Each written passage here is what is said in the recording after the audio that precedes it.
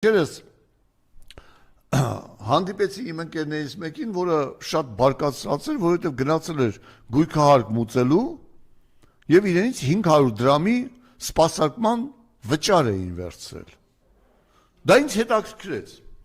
Եվ ես հարկային տեսչությունից իմացա, որ Հայաստանի Հանրապետություն բացի իրավական անձանցից 15,000 ֆիզ անձ, 15 միլիոն ֆիզ անձ, ներեցեք, ֆիզիկական անձինք 15 միլիոն պարտավորություններ են մուծում պետությանը